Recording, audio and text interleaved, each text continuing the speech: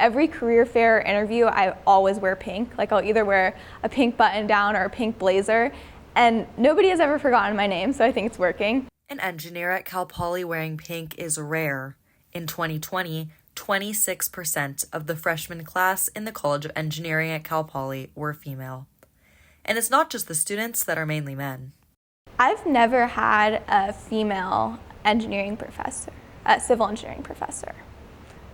As of 2019, only 17% of tenure professors in the college were women. In general, I feel like for some reason, not as many women apply for projects, and I'm not sure if they're not feeling like they can, or I don't know exactly where the root of that is. I'm Celeste Johnson. I am a third-year industrial engineering major. Celeste is a project manager for Cal Poly's Systems Optimization Club. Both of these women say attending a school where it's male-dominated can be daunting. My welding class was all guys, and it's like welding, so everyone's just like in these like huge vests and stuff, and I didn't fit in any of them because it's just like they're just like made for dudes, and I'm just like, okay, well. Ellie knew getting an engineering degree would be tough, but it had its benefits. How about this? If I can make it through engineering, I will get a job in engineering. Like that was like the only thing. I was like, okay, if I can make it through, then I'll be fine. It's we're at a time where companies are really wanting to hire more women in engineering, but also that means you're going into an office where it's a lot of men.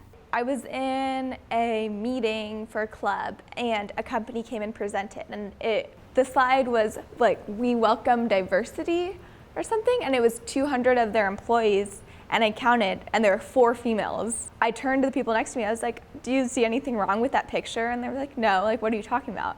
And I was like, it says it's diversity and it's 2% female. So I think it's just become such a norm that people don't really realize unless they're in the minority.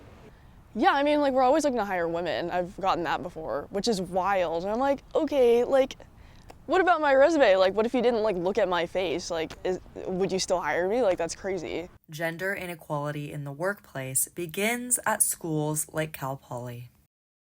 I think what really needs to be happening is at schools, it needs to be more of an even split, but also you don't want to just let in people because of their gender.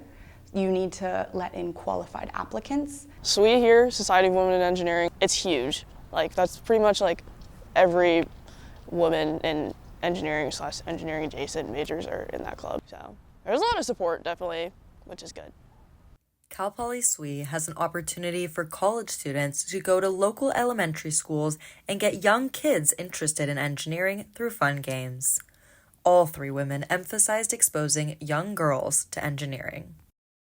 I think we need more women who are interested in it from a younger age. We really need to go back and, like, in elementary school, getting women more involved in STEM then, so that they can be very successful in their career and honestly have less of kind of that imposter syndrome that comes with being a woman in a room full of men.